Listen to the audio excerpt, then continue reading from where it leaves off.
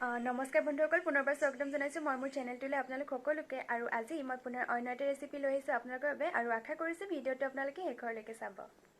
যদিহে আজিৰ ভিডিঅ'টো আপোনালোকৰ ভাল লাগে তেন্তে লাইক কৰিব, কমেণ্ট কৰিব, শ্বেয়াৰ কৰিব, আৰু যদিহে প্ৰথমবাৰৰ বাবে মোৰ চেনেলটো চাইছে তেন্তে ছাবস্ক্ৰাইব কৰিব আৰু ছাইডত থকা বেল আইকনটো ক্লিক কৰি দিব।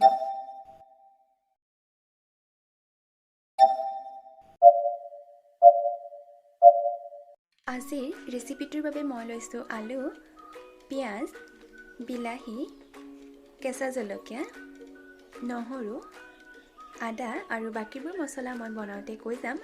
আৰু লৈছোঁ মই পনীৰ মই ইমান বেছি পৰিমাণে লোৱা নাই, কাৰণ অকল পাপা আৰু মইহে খাওঁ, চ' মই কমকৈ লৈছোঁ। প্ৰথমতে মই মিক্সাৰত বিলাহী, আদা, নহৰু আৰু কেঁচা জলকীয়াখিনিৰ এটা পেষ্ট বনাই ল'ম। আৰু এয়া আমাৰ পেষ্ট ৰেডি হৈ গ'ল। আৰু এতিয়া মই গেছত কেৰাহী পাতি দিছোঁ আৰু তাতে তেলো দি দিছোঁ।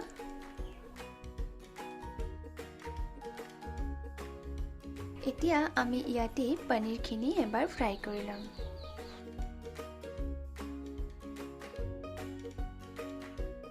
আৰু এতিয়া পনীৰখিনি ফ্ৰাই হৈ গৈছে, মই উলিয়াই লৈছোঁ এইখিনি।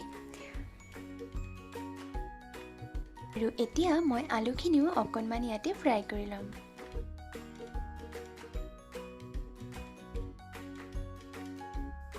আৰু মোৰ আলু ফ্ৰাই হৈ গৈছে, এইখিনিও মই এতিয়া উলিয়াই লৈছোঁ।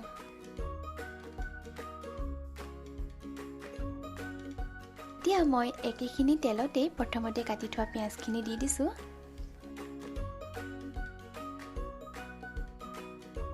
যিহেতু আমাৰ পিঁয়াজখিনি ৰঙচুৱা হৈছে, তো মই ইয়াতে ৰেডি কৰি থোৱা বিলাহীৰ পেষ্টখিনি দি দিছোঁ। পেষ্টখিনি দিয়াৰ পিছত মই এইখিনি ভালদৰে এতিয়া লৰাই দিম।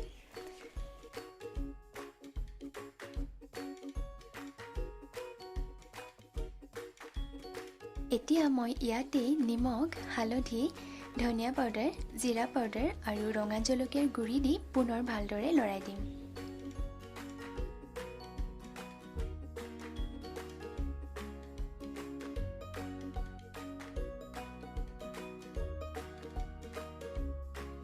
এতিয়া মই এই মছলাখিনিতে অকণমান পানীও দি দিছোঁ, যাতে মছলাখিনি লাগি নধৰে।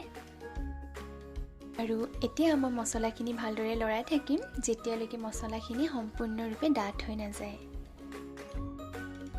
আৰু আমাৰ চব্জিখনো সম্পূৰ্ণৰূপে মছলাৰ ওপৰতে ডিপেণ্ড কৰে। মছলাখিনি আচলতে যিমান ধুনীয়া হ'ব, চব্জিখনো সিমানে বেছি ভাল হ'ব। আৰু এয়া চব মছলাখিনি ধুনীয়াকৈ ডাঠ হৈ গৈছে, তো এতিয়া মই ইয়াতে পানী দি উতলিবলৈ দিম। আৰু উতলিবৰ কাৰণে মই এইখিনি প্ৰায় 7-8 মিনিটমানৰ বাবে ঢাকি দিম। তো আমাৰ এতিয়া 7-8 মিনিট হৈ গৈছে, তো মই এইখিনি চাই লৈছোঁ আৰু এইখিনি উতলিবলৈ ধৰিছে। তো এতিয়া মই ইয়াতে ফ্ৰাই কৰি থোৱা আলুখিনি দি দিছোঁ।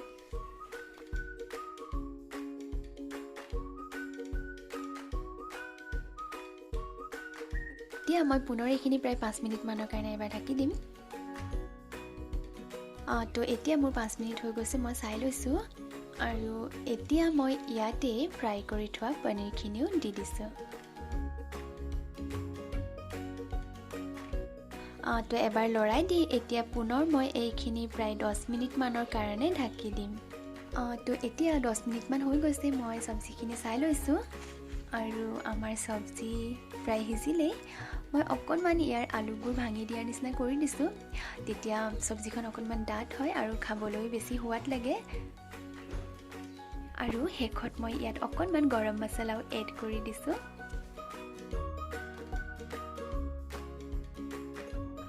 তো ফাইনেলি আমাৰ পনীৰ আলু মছলা ৰেডি হৈ গ'ল। এতিয়া মই এইখিনি ছাৰ্ভ কৰি লওঁ। ইমান ইজিলি ঘৰতে আমি এনেদৰে পনীৰ আলু মছলা বনাই খাব পাৰোঁ, আৰু খাবলৈ খুবেই টেষ্টি হয়। মোৰ খুবেই ভাল লাগে, পাৰিলে আপোনালোকেও কেতিয়াবা ট্ৰাই কৰি চাব।